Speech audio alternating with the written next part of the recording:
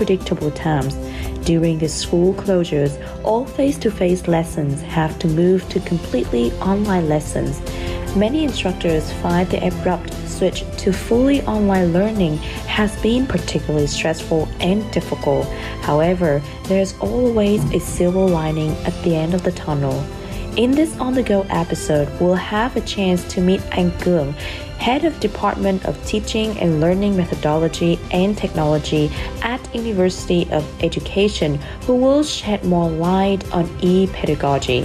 All right, thanks so much for being part of the IFO On The Go episode today. As I know that you are an expert in digital transformation in education, and also your Department of Teaching, Learning, Methodology and Technology is also the only and the first department that do research on this topic. So do you face any difficulties when it comes to research? Particularly, there's not many materials and resources on this matter. So I could say our Faculty of Educational Technology is unique and very newborn faculty in the higher education in Vietnam. So of course we face many difficulties, but opportunities, new opportunities to meet new trends of the digital, especially in education. We consider digital transformation in education is complete work, but we steadily, step by step, move forward. Digitalization and digital transformation must complete radically, but not separately. For instance, how we will design digital curriculum, how we can implement new trends in digital education into teacher training as well for school practice daily. How we can train new generation of digital citizens toward the digital education experts, especially now we face to how we make conversation and communicate with the Generation Z and Generation Alpha. They are very interesting because they actually digital citizens. Yes. We fugitive or immigrant, digital immigrant, and we have to adapt. We have to implement a new technology. But Generation Z and Alpha, they are already digital, and we also developed the framework for digital competence and literacy for pre-garden, preschool, kindergarten, to up to upper secondary students.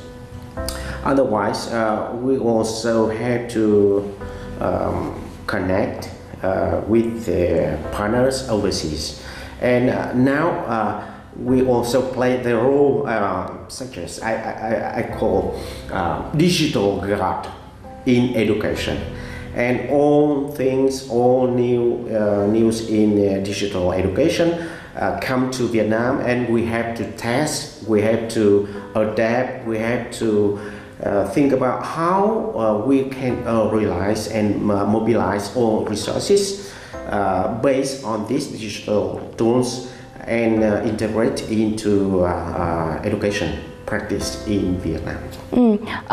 I love the point when you say that the older generation is like an immigrant to digital transformations and technologies, why the Gen Z or younger generations, they are already digital. So from a teacher's perspective, what do you think is the pros and cons when it comes to online teaching?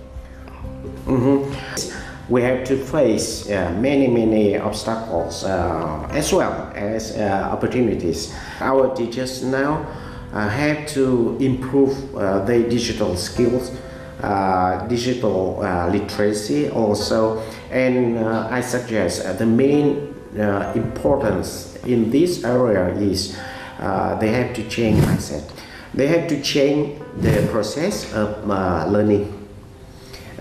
Before they used to teach in this way, but if they integrate digital teaching tools, they have to change the process, change the activities, because with the digital tools, our learners can open more and more the knowledge and content knowledge, and also they can use these digital tools to practice not only inside school but outside or extra activities outside the school.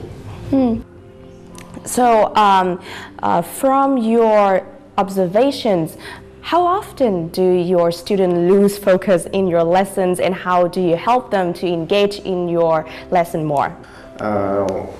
I have to say in online lesson, the students always lost the focus on concerned in the main ideas of lesson. So we have to force all resources and energy to engage them into the lesson. But the main idea is we have to change the construction of lesson, because online lesson is not the same as face-to-face lesson. We have to change the procedures, we have to change the activities. During the online lesson, we organize various activities to engage them. Not only listen, not only writing, not only listening, but they have to use different digital tools, interactive digital tools, to make more interactive activities or conversation in the online platform. So that is our first talk with Anh Cường about online teaching situations.